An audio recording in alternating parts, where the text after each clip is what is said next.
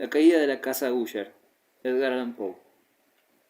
Durante todo un día monótono, oscuro y silencioso, en el otoño del año, cuando las nubes se ciernen agobiadoramente bajas en el cielo, cruzaba yo solo, a caballo, por un terreno singularmente triste de la campiña, y finalmente, cuando las sombras de la tarde iban cayendo, pude distinguir la melancólica mansión de los Usher. No sé cómo fue, pero cuando vi la casa, una sensación de insufrible tristeza invadió mi espíritu. Digo insufrible porque aquella sensación no quedaba paliada por ninguno de esos sentimientos agradables, por lo poéticos, con que el espíritu recibe las más severas imágenes naturales de lo desolado o terrible. Contemplaba la escena que tenía delante, la casa y las líneas sencillas del paisaje de aquella heredad, las frías paredes, las ventanas vacías que parecían oscuros ojos, unos juncos lozanos y unos cuantos troncos de árboles carcomidos, y lo contemplaba todo con tan completa desolación de ánimo que no podía compararla con otra sensación terrena, sino al desvarío que sigue en la embriaguez del opio, amarguísimo tránsito a la vida cotidiana, horrible caída del velo. Era abatimiento y angustia del corazón, una irremediable tristeza de pensamiento que ningún estímulo de la imaginación podía convertir en el menor grado de entusiasmo por lo sublime. ¿Qué era? Me detuve a reflexionar. ¿Qué era lo que así me deprimía en la contemplación de la casa de los Usher? Resultaba misterio insoluble. Ni siquiera podía luchar en contra de las fantasías de la imaginación que me abrumaban en mis reflexiones. Me veía obligado a llegar a la poco satisfactoria conclusión de que, sin duda, puesto que hay combinaciones de sencillos objetos naturales que tienen el poder de afectarnos de tal modo, el análisis de ese poder reside en consideraciones que están fuera de nuestro alcance. Era posible, pensaba yo, que una simple disposición de las particularidades de la escena, de los pormenores del cuadro, fuese suficiente para modificar o acaso aniquilar su capacidad de producir impresión dolorosa, y obrando de acuerdo con tal idea, guié mi caballo hacia la quebrada orilla de un negro y tétrico estanque que se extendía brillante junto a la casa, y contemplé en él, con un estremecimiento más trémulo que el de antes, las repetidas e invertidas imágenes del verde juncar y de los troncos siniestros de los árboles, así como aquellas vacías ventanas que parecían ojos. Y aun así me proponía pasar unas semanas en aquella lóbrega mansión. Su propietario, Roderick Usher, había sido uno de los alegres camaradas de mi adolescencia, pero habían transcurrido muchos años desde la última vez que nos habíamos visto. Sin embargo, últimamente había recibido, en una distante región de aquel país, una carta suya, la cual, por su carácter de apremiante insistencia, no admitía más que una respuesta personal por mi parte. Aquella carta manifestaba claramente una gran agitación nerviosa. El que le escribía citaba una aguda enfermedad corporal, un trastorno mental que le abrumaba y un vehemente deseo de verme, como a su mejor y, en realidad, único amigo, para ver si con el gozo de mi compañía hallaba algún alivio a su enfermedad. La forma en que todo aquello y mucho más se decía, y el modo en que se me hacía aquella súplica de corazón, no me dieron ocasión de que pudiese dudar, y en consecuencia inmediatamente obedecí a lo que, sin embargo, seguía pareciéndome singularísima invitación. Aunque de muchachos habíamos sido íntimos camaradas, yo conocía en realidad muy poco a mi amigo. Su reserva para conmigo había sido siempre excesiva y habitual. Aun así, yo estaba enterado de que su antiquísima familia era notable desde inmemorables tiempos, debido a una peculiar sensibilidad de temperamento que se había puesto de relieve durante siglos en muchas obras de arte y manifestado más tarde en obras de caridad sin ostentación, así como en una apasionada devoción hacia las bellezas ortodoxas del arte, de la música. Y también había sido yo, cosa muy digna de tener en cuenta, que el tronco familiar de los Usher, con tener reputación tan antigua, en ningún período había producido ramas duraderas. Dicho de otro modo, que toda su descendencia era por línea directa y, siempre con variaciones temporales e insignificantes, se había perpetuado de aquel modo. Aquella deficiencia, pensaba yo, mientras daba vueltas a mi imaginación a la perfecta correspondencia de carácter de aquellas posesiones con el atribuido a sus propietarios, y mientras reflexionaba acerca de la posible influencia que el primero podía haber ejercido sobre el segundo, aquella deficiencia, tal vez de sucesión colateral, y la consiguiente y directa transmisión de padre a hijo del patrimonio y nombre era lo que, con el tiempo, le había identificado hasta el punto de fundir el título original de la propiedad con el curioso y equívoco apelativo de Casa de Usher, nombre que parecía destinado a que los lugareños incluyesen en su imagen la familia y la mansión familiar. He dicho que el único efecto de mi experimento, un tanto infantil, el de mirar en el estanque, había sido reforzar mi primera y singular impresión. No podía caber duda de que la conciencia de rápido incremento en mi superstición, ¿por qué no habría de llamarla así?, servía principalmente para intensificarla más. Tal es, me he convencido hace mucho tiempo de ello, la paradójica ley de todos los sentimientos que tienen por base al terror. Y podía haber sido únicamente por esta razón por lo que cuando volví a mirar a la casa, abandonando su imagen de estanque, se originó en mi espíritu una extraña fantasía, algo tan ridículo, en efecto, que sólo hago mención de ello para mostrar la vívida fuerza de las sensaciones que me oprimían. Había yo excitado mi imaginación como si realmente creyera que por toda la casa y toda aquella heredad se cernía una atmósfera peculiar a ambas y a todo cuanto les rodeaba, una atmósfera que no tenía ninguna afinidad con el aire del cielo, sino que más bien procedía de los desmedrados árboles y del verde valle, así como del silencioso estanque. Sacudiendo de mi espíritu lo que debía haber sido un sueño, escudriñé más cuidadosamente el aspecto que ofrecía el edificio. Su principal carácter parecía ser el de una extraordinaria antigüedad. El descoloramiento producido por los siglos había sido considerable.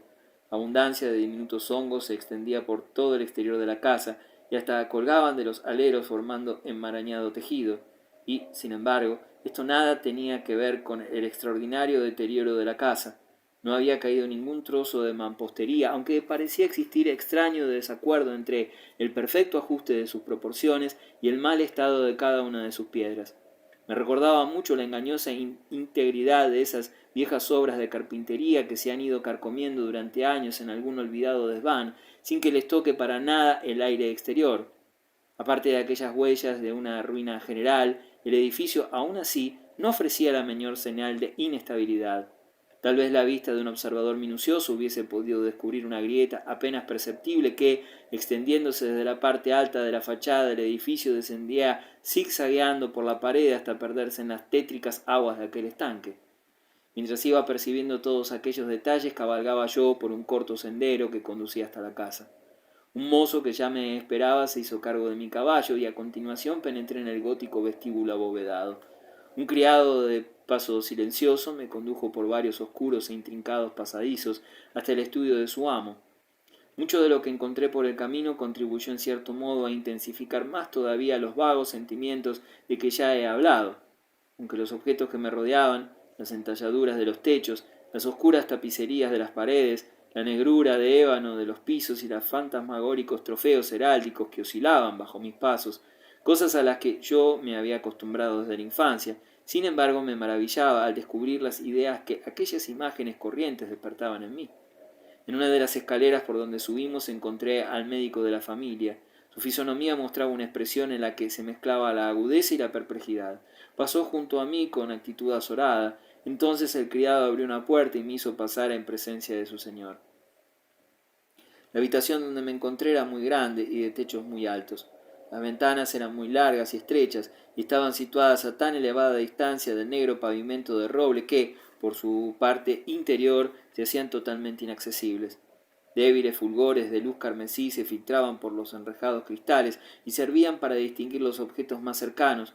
Aun así, era preciso forzar los ojos para alcanzar con la vista los más lejanos rincones de la estancia o los meandros del calado y el abovedado techo.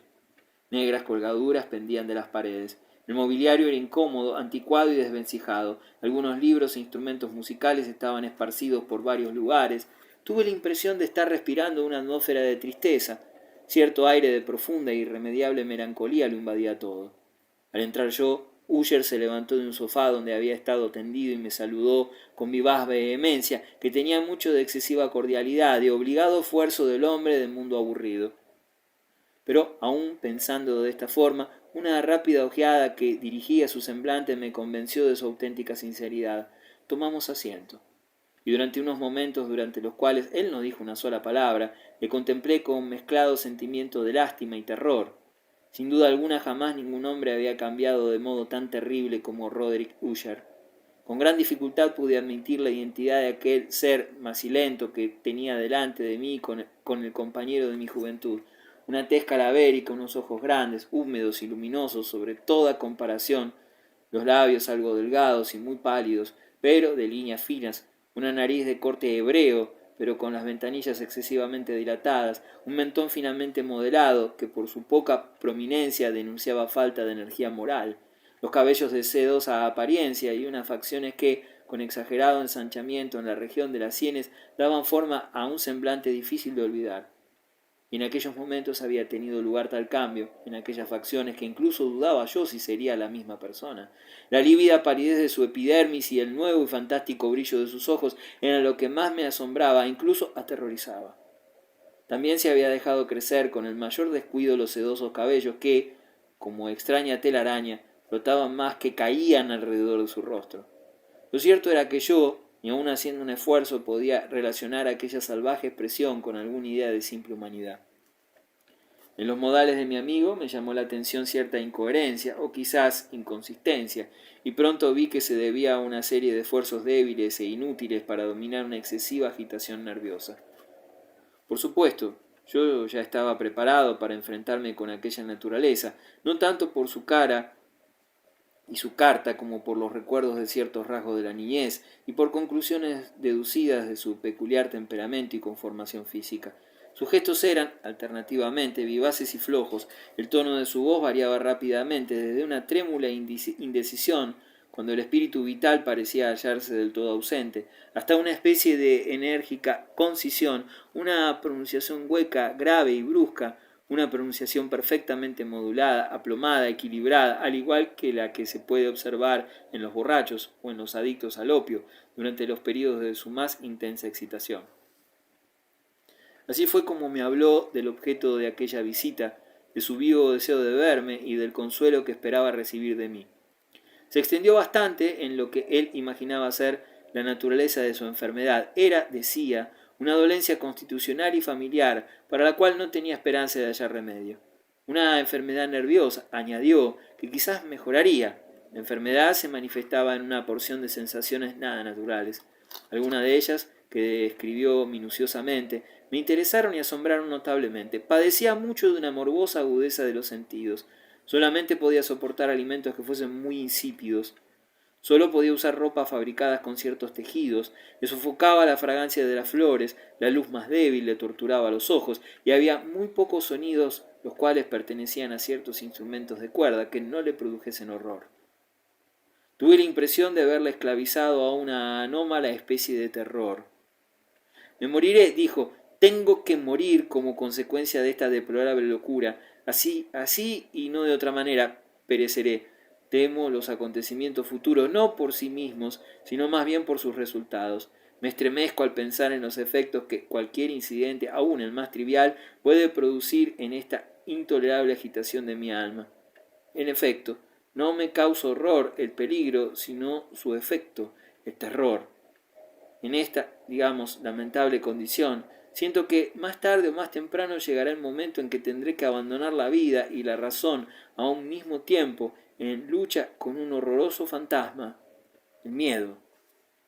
Me di cuenta además a intervalos y por señales fragmentarias y equívocas de otra característica singular de su estado mental. Estaba obsesionado por ciertas impresiones supersticiosas relacionadas con la casa que habitaba y de la cual no se atrevía a salir hacía muchos años. Impresiones relacionadas también con una influencia cuyo supuesto poder me comunicaba en términos demasiado sombríos para que yo los repita aquí. Influencia de ciertas particularidades de pura forma y materia de su mansión familiar que, según él decía, había pesado mucho sobre su espíritu, un efecto físico de las grises murallas, torres y sombrío estanque que había influido enormemente sobre lo moral de su existencia. Sin embargo, admitía, aunque con cierta vacilación, que gran parte de aquella tristeza peculiar que le afligía podía atribuirse a un origen más natural y mucho más claro, a la grave y larga enfermedad, incluso a la segura muerte próxima de una hermana a quien amaba mucho, su sola compañera durante muchos años y su único y último pariente sobre la tierra. Decía que la muerte de ella le convertiría en el último descendiente de la antigua raza de los Usher. Mientras él hablaba, Lady Madelina, que así se llamaba ella, pasó de largo, lentamente, por una parte de la enorme estancia y sin haber advertido mi presencia, desapareció. Yo la miré con profundo asombro, no sin mezcla de temor, pero aún así me fue imposible explicarme tales sentimientos. Me oprimía una sensación de estupor a la vez que mis ojos seguían aquellos pasos que se retiraban. Cuando una puerta al fin se cerró tras ella, mis ojos buscaron instintivamente y con vivo interés el semblante de su hermano, pero él había ocultado el rostro entre ambas manos y solo pudo notar que una palidez más intensa que de ordinario se había difundido por sus enflaquecidos dedos, por entre los cuales se deslizaban unas ardientes lágrimas. La enfermedad de Lady Madelina había burlado desde hacía largo tiempo la pericia de sus médicos. El extraordinario diagnóstico se basaba en la existencia de una calmosa apatía, un agotamiento gradual y frecuentes, aunque breves, ataques de carácter parcialmente cataléptico. Hasta entonces había soportado firmemente el peso de su enfermedad, sin que ésta la postrara en el lecho del dolor. Pero al caer la tarde del día de mi llegada a la casa, la mujer sucumbió finalmente, como me dijo su hermano por la noche, con tremenda emoción, al poder de la brutal destructora, y supe entonces que aquel instante que yo la había visto probablemente habría sido el último en poder verla, al menos viva. Durante los varios días que siguieron, su nombre no se mencionó más, ni por Usher ni por mí, y durante este periodo de tiempo realicé diversos esfuerzos para aliviar la melancolía de mi amigo. Pintamos y leímos juntos, o me dedicaba a escuchar, como en sueños, las improvisaciones de su guitarra que parecía hablar, y así, poco a poco, cuanto más fue aumentando nuestra intimidad y más fue él admitiéndome, o más bien permitiendo que yo penetrara en los lugares más recónditos de su espíritu, más me fui dando cuenta de que era inútil todo intento de rescatar su mente de la oscuridad. Siempre recordaré las muchas horas que pasé a solas con el dueño de la casa Usher, mas creo que fracasaría si intentara dar una idea del exacto carácter de los estudios o de las ocupaciones en que me introducía o me iniciaba. Un idealismo exaltado y hasta destemplado proyectaba sus cárdenos fulgores sobre todas las cosas. Las largas e improvisadas endechas de mi amigo sonarán para siempre en mis oídos. Entre otras cosas, conservo en mi espíritu, aunque dolorosamente, cierta perversión y ampliación de la singular melodía del último vals de Von Weber, de los cuadros que acariciaba su artificiosa fantasía y que alcanzaban pincelada a pincelada una vaguedad ante la cual me estremecía yo del modo más espeluznante, ya que me encogían el ánimo sin saber por qué. También tengo un recuerdo imborrable de aquellos cuadros tan vívidos de los que aún me parece tener delante sus imágenes. Yo me forzaría inútilmente en extraer ni una sola porción que cupiese en los estrechos límites de las palabras escritas.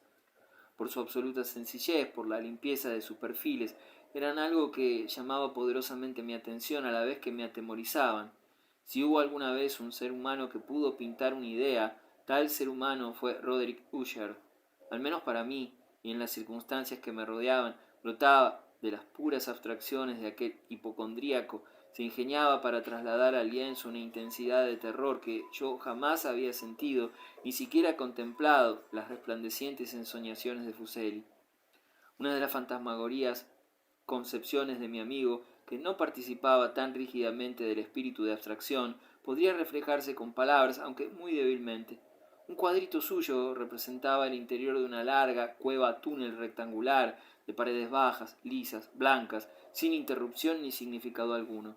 Ciertos puntos accesorios del dibujo servían para dar la idea de que aquella excavación se hallaba a profundidad extraordinaria bajo la tierra.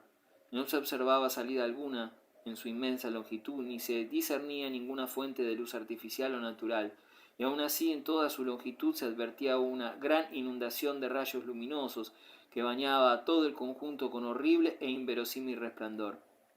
Acabo de hablar del morboso estado de nervio auditivo que hacía intolerable para el paciente toda clase de música, a no ser ciertos sonidos producidos por instrumentos de cuerda. Quizás esta era la causa de que, con su guitarra, se confinase en unos estrechos límites los que en buena parte daban origen al fantástico carácter de sus ejecuciones. Pero todo esto no podía explicar la formidable facilidad de sus impromptus, pero tenía que ser, y así era en realidad, aquella extraña música y los aún más extraños versos que a veces recitaba acompañándose, el resultado de una intensa concentración mental, el recogimiento y concentración que antes he mencionado y que sólo se observan en determinados momentos de excitación artificial. Recuerdo con suma facilidad las palabras de una de aquellas rapsodias. Tal vez me impresionaron más cuando las oí por primera vez, porque imaginaba yo advertir una total conciencia por parte de Uller de que la razón se tambaleaba en su elevado trono. Los versos que se titulaban El Palacio Encantado venían a ser como sigue. 1. En el más verde de nuestros valles, por ángeles buenos habitado, se alzaba un hermoso palacio, hermoso y soberbio. Se alzaba en el dominio del monarca pensamiento, jamás serafín alguno desplegó sus alas sobre mansión tan bella. 2. Estandartes amarillos, gloriosos, dorados, flotaban y ondeaban en su tejado. Todo esto sucedía en tiempos remotos, y el aire suave que soplaba en aquellos días sobre los muros pálidos y descoloridos esparcía maravillosas fragancias. 3. Los caminantes de aquel valle feliz, a través de dos luminosas ventanas, veían espíritus que se movían musicalmente bajo el ritmo de un laúd bien templado y en derredor de un trono donde estaba sentado Porfirogeneta, con pompa digna de su gloria, al señor de aquel reino se veía. 4. Y reluciente de perlas y rubíes era la puerta del palacio, por la cual entraba oleadas, y rutilando eternamente una muchedumbre de ecos cuyo dulce deber sólo consistía en cantar con voces de extraordinaria belleza el talento y la sabiduría de su rey. 5.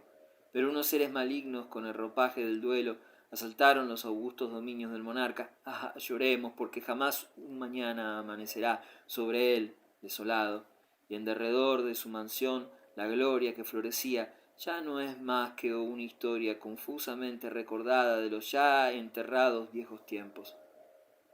6. Y ahora los caminantes de aquel valle, a través de las ventanas luminosas en rojo, ven vastas formas que se agitan fantásticamente bajo el son de discordante melodía, mientras semejante a un río rápido y lúgubre por la pálida puerta, un horrible tropel se precipita eternamente y ríe, pero ya no sonríe.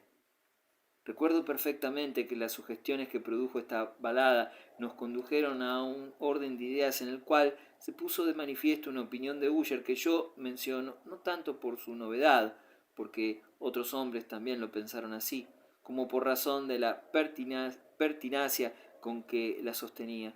Esta opinión, en su forma general, era la de la existencia de una conciencia en los seres vegetales, pero en su desordenada fantasía, aquella descabellada idea había adquirido un carácter más audaz y se extendía bajo ciertas condiciones al reino de lo inorgánico. Me faltan palabras para expresar todo el alcance y la vehemente ingenuidad de su persuasión. Sin embargo, aquella creencia se relacionaba, como antes he insinuado, con las grises piedras de la casa de sus antepasados. Aquellas condiciones de conciencia se habían cumplido allí, según él imaginaba, por el procedimiento de colocación de aquellas piedras, por el orden de su distribución, así como por los innumerables hongos que las recubrían y por los decadentes árboles que se alzaban en derredor, y sobre todo por la larga e ininterrumpida duración de aquel orden y por su reduplicación en las aguas del estanque. La prueba de la conciencia, podía hallarse, decía, y entonces yo me sobresaltaba al oírle hablar, en la gradual, aunque segura condensación de una atmósfera propia en las aguas y en los muros.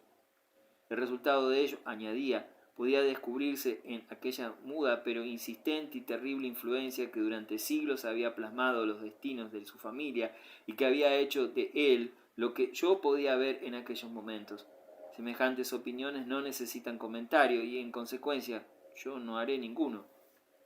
Nuestros libros, los libros que durante años habían formado parte, no pequeña, de la existencia de aquel inválido, estaban, como puede suponerse, en estrecha conformidad con aquel carácter visionario. Examinábamos juntos páginas de obras como Verbet et Chartreuse de Gresset, el Belfegor de Machiavelli, El cielo e infierno de Swedenborg, El viaje subterráneo de Nicolas Klingnum, de Holberg, Quiromancia, de Robert Fludd, Jean de Dagenet y de la Chambre, El viaje por el espacio azul, de Tieck, y La ciudad del sol, de Campanella. Uno de los volúmenes preferidos era una pequeña edición en octavas del Directorium Inquisitorium por el dominico Emeric de Chiron. Y había pasajes de Pomponio Mela acerca de los sátiros y egipanes africanos, sobre los cuales se detenía Ussher ensimismándose durante horas. Sin embargo, su principal deleite se centraba en la detenida lectura de un libro raro y curioso, en cierto gótico manual de una iglesia olvidada, el Vigiliae Mortarum Secundarum Jorum Ecclesiae Magnitae.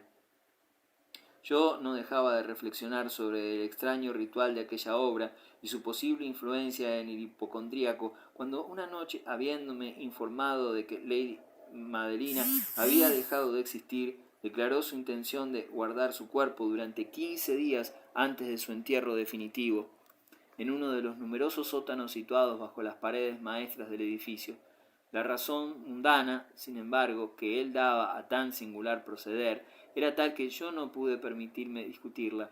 Manifestó que él, como hermano, había llegado a tal resolución por considerar que era insólito el carácter de la enfermedad de la difunta, por ciertas importunas e insistentes indagaciones por parte de los médicos y por el lejano y arriesgado emplazamiento del cementerio de la familia.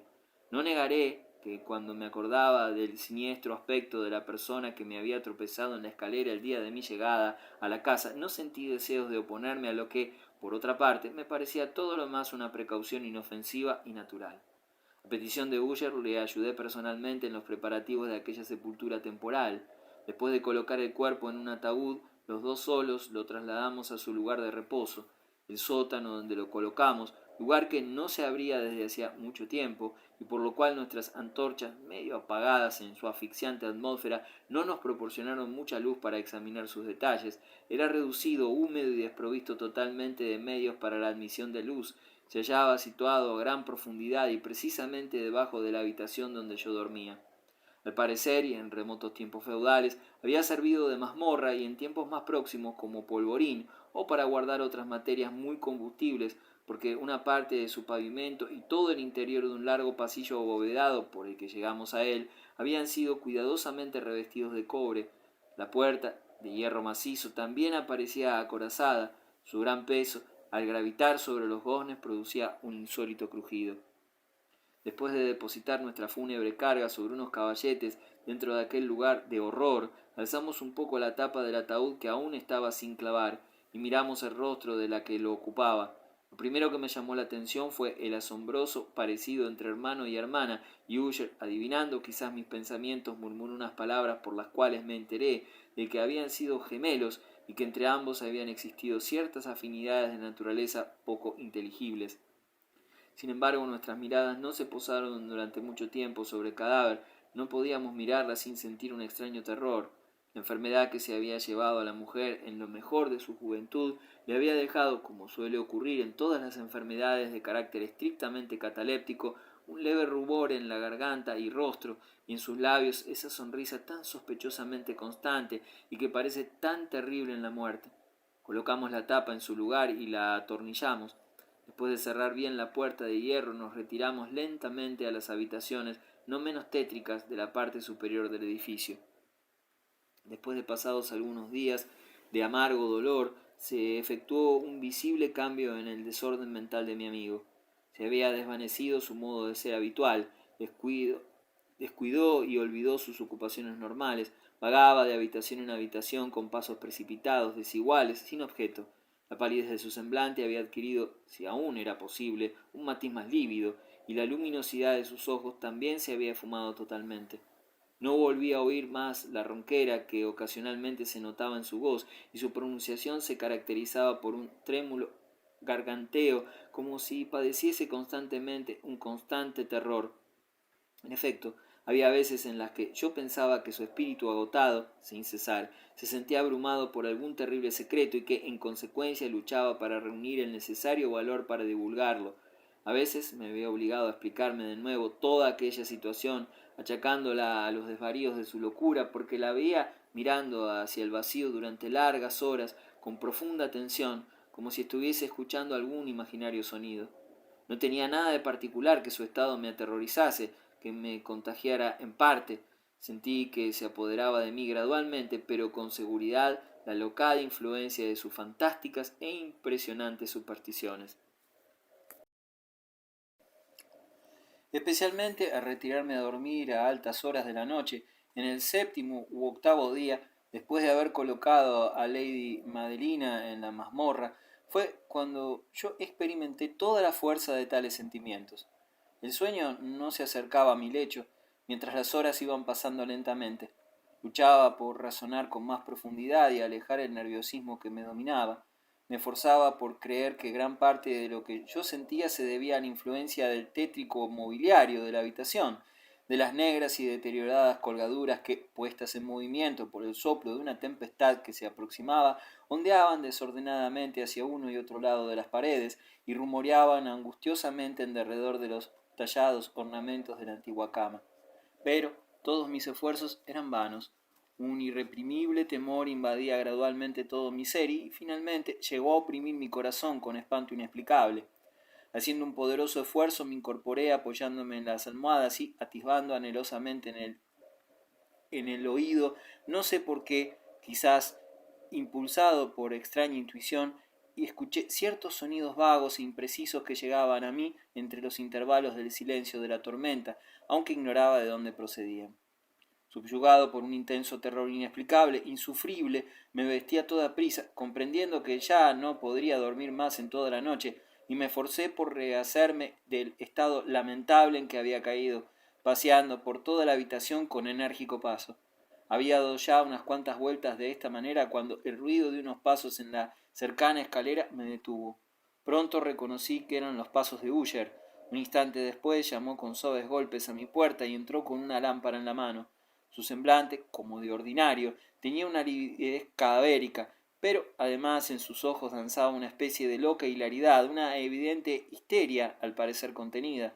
Su aspecto me sobrecogió, pero todo era preferible a la soledad que había padecido ya hasta aquel momento. Incluso saludé su presencia con un suspiro de alivio. ¿Y tú no lo has visto?, me preguntó, tras haber mirado a su alrededor durante unos segundos con los ojos muy abiertos. ¿No lo has visto? Espera, pues, ya lo verás.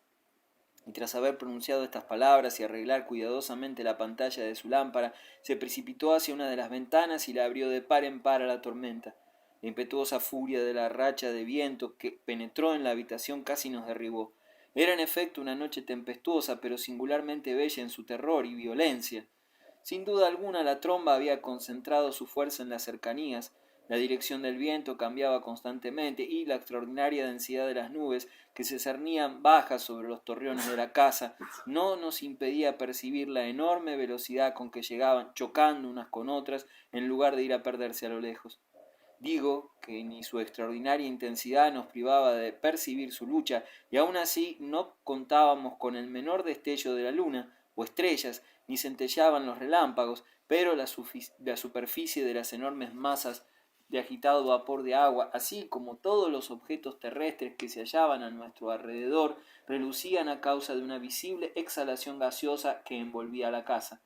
No debes ver esto, exclamé, estremeciéndome al mismo tiempo que me llevaba a huir desde la ventana hasta un asiento. Todo eso que te atemoriza no es más que un fenómeno eléctrico bastante común, o tal vez sea algo que tiene su origen en los pútridos miasmas del estanque. Cerremos esta ventana. Es peligroso para tu salud el aire tan frío. Aquí tienes una de tus novelas favoritas. Yo leeré y tú escucharás. De este modo pasaremos juntos la noche. El viejo volumen que yo acababa de tomar era El loco triste, es decir, Launcelot Canning, pero yo lo había calificado como favorito de Usher más en broma que seriamente, porque, a decir verdad, hay muy poco de profundidad literaria o narrativa en tal obra que pudiese interesar al elevado espíritu de mi amigo. Sin embargo, era el único libro que tenía a mano en aquellos momentos y acariciaba la vaga esperanza de que la excitación que agitaba al enfermo pudiera hallar alivio, porque la historia de los trastornos mentales está llena de semejantes anomalías en aquellas exageradas locuras que yo iba a leer. Si yo hubiese de juzgar, en efecto, por la vehemente y tensa vivacidad con que él escuchaba, o parecía escuchar, las palabras de la narración, hubiera podido congratularme del buen éxito de mi propósito. Había llegado al conocido pasaje de la novela donde Ethelred, el héroe, luego de haber intentado por las buenas ser admitido en la vivienda del ermitaño, resuelve entrar a la fuerza. Entonces, y como se recordará, las palabras del relato son: y Ethelred, que por naturaleza era de corazón valeroso y que además en aquellos momentos se sentía mucho más fuerte debido al vino que había trasegado, ya no se entretuvo más en charlar con el ermitaño, quien era de índole tosuda y maliciosa, sino que, sintiendo la lluvia en sus espaldas y temiendo que estallase pronto la tormenta, alzó su maza sin pensarlo más y muy pronto abrió un hueco en la puerta, que acto seguido amplió aún más con sus enguantadas manos, a la vez que el ruido que hacía al destrozar la madera repercutía temerosamente por todo el bosque. Al terminar de leer aquel pasaje me estremecí y me detuve durante un momento, porque me pareció, aunque deduje acto seguido que mi excitada imaginación me había engañado, me pareció que desde algún lugar del remoto de la mansión llegaba confusamente a mis oídos lo que hubiera podido ser, por la exacta semejanza de carácter, el eco, pero ciertamente más ahogado y sordo, de aquel ruido de destrozada madera que describía tan adecuadamente Sir Launcelot. No cabía duda de que sólo una pura coincidencia había fijado mi atención, porque en medio del ruido que hacían los postigos de las ventanas y los demás varios sonidos de la tempestad que continuaba arreciando, aquel otro ruido, por sí mismo, no tenía nada que pudiera haberme interesado o perturbado, y así continué leyendo. Pero el buen paladín Ethelred, al penetrar por fin en la vivienda, se asombró y enfureció, al no encontrar por ninguna parte al maligno ermitaño, sino a un dragón escamoso y de aspecto prodigioso, con brillante lengua, que se encontraba apostado de centinela ante un palacio de oro con pavimento de plata, y del muro colgaba un escudo de bronce pulido en el que se leía: el que aquí penetre habrá sido vencedor, el que mate al dragón habrá ganado el escudo. Y Ethelred blandió su poderosa maza y golpeó violentamente la cabeza del dragón, que cayó ante él, dejando de respirar pestilentemente y lanzando un alarido tan áspero y horrible que Ethelred tuvo que taparse los oídos con ambas manos para protegerlos de aquel grito que jamás había escuchado. De nuevo me detuve en mi lectura, sintiendo entonces un frenético asombro, porque no podía caber duda alguna de que, en aquel momento, acababa de oír, aunque me fue imposible percibir su dirección, un débil y lejano sonido, áspero, discordante, exacta réplica de lo que mi fantasía había forjado que debía ser el sobrenatural aullido del dragón, tal y como lo describía el novelista. Agobiado como me sentía por aquella segunda y singularísima coincidencia, y por otras 1000 sensaciones en las que predominaban el asombro y un extremado terror, aún pude conservar la suficiente presencia de ánimo para evitar que se excitara mediante alguna observación la impresionable personalidad de mi amigo. Aun así, no estaba yo muy seguro de que él no hubiese oído aquellos gritos. Sin embargo, y durante aquellos últimos segundos, se había producido en su comportamiento un cambio notable, una extraña alteración.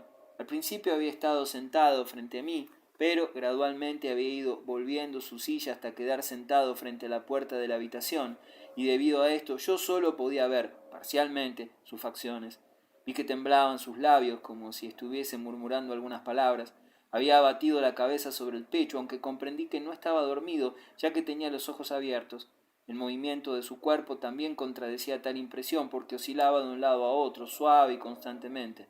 Después de haber observado todo aquello de una sola ojeada, reanudé la lectura, que continuó de este modo: y entonces el paladín, tras haber escapado a la terrible furia del dragón, acordándose del escudo de bronce y de la ruptura del encanto que había en él, apartó de su camino el cuerpo del muerto dragón y avanzó valientemente por el pavimento de plata del castillo hacia el lugar donde colgaba el escudo sobre el muro. Este no esperó la llegada del valiente paladín, sino que inmediatamente cayó a sus pies sobre el pavimento de plata, produciendo un poderoso sonido metálico. Apenas había pronunciado yo estas últimas palabras cuando en el mismo instante percibí una distante repercusión metálica, hueca, estrepitosa, como si efectivamente hubiese caído sobre el pavimento un escudo de bronce. Completamente acobardado me puse en pie, pero Uller continuaba con su balanceo, al parecer sin darse cuenta de nada. Me precipité hacia la silla que él ocupaba. Sus ojos miraban fijamente hacia adelante y en todo su aspecto se reflejaba una tremenda rigidez. Pero cuando apoyé una mano en su hombro se produjo en toda su persona un fuerte estremecimiento. Sus labios esbozaron una débil sonrisa, y noté que hablaba con suave murmullo, como si no tuviese conciencia de mi presencia. Inclinándome sobre él, pude al fin entender el horrible sentido de sus palabras, que si lo oigo, sí, lo he oído, y lo he oído mucho, mucho tiempo, muchos minutos, muchas horas, muchos días lo he oído, pero yo no me atrevía, pero ten lástima de mí, soy un pobre desgraciado, yo no me atrevía a decir nada, la hemos depositado viva en la tumba. No te he dicho ya que mis sentidos son muy agudos, y ahora te digo que he oído sus primeros movimientos en el ataúd, los he oído durante muchos días, pero no me atrevía a decir nada, y ahora, esta noche, Ethelred, el quebrarse la madera de la puerta del ermitaño, el aullido de muerte del dragón y el estrépito del escudo, pero di más bien el resquebrajarse de su ataúd y el chirrido de los goznes de hierro de su prisión y sus forcejeos en la galería blindada de cobre. Ah, ¿a dónde huiré? ¿No se presentará aquí ahora mismo? ¿No viene apresuradamente para echarme en cara mi prisa por enterrarla? ¿Es que acaso no estoy escuchando el lento latir de su corazón? ¡Loco! Usher se detuvo y se puso en pie, rápidamente, gritando con una ansia tal que parecía estar entregando su alma a la desesperación. ¡Loco! Y te digo que ahora mismo ella está detrás de esa puerta. Y como si en la sobrehumana energía de su expresión hubiese habido la potencia de un hechizo, las enormes hojas de la puerta a las que en aquel momento señalaba Usher con el brazo extendido se abrieron lentamente, chirriando en sus poderosos goznes de hierro. Parecía ser efecto de alguna racha de viento, sí, pero también detrás de aquella puerta estaba la alta y amortajada figura de Lady Madelina de Usher. Había sangre en sus blancas ropas y la evidencia de una lucha cruel en toda su agotada persona. Por un momento permaneció inmóvil, temblorosa y tambaleándose en el umbral. Después, con lamento quejumbroso, cayó pesadamente sobre su hermano y en sus violentas y postreras ansias de muerte le arrastró al suelo, cadáver víctima de los terrores que había previsto. Despavorido huí de la habitación y de la casa. La tempestad azotaba en el exterior con toda su furia cuando crucé la antigua calzada. De repente resplandeció en todo el camino una extraña luz, y volví la cabeza para comprobar de dónde procedía tan insólito fulgor, porque a mis espaldas sólo se hallaban las sombras y la casa. Aquel resplandor procedía de la luna llena, con color de sangre en su ocaso, brillante a través de una estrecha grieta abierta entre los muros que antes ya he citado y que se extendía en zigzag desde el tejado hasta la tierra. Mientras yo la miraba, la grieta se ensanchó rápidamente, se produjo una violenta racha de luz, todo el disco del satélite estalló de pronto ante mis ojos y mi cerebro se nubló cuando vi cómo se partían en dos los poderosos muros de la mansión. Luego hubo un fuerte rumor semejante a la voz de 1000 cataratas y el profundo y cenagoso estanque se cerró silenciosamente a mis pies sobre los fragmentos de la casa Usher.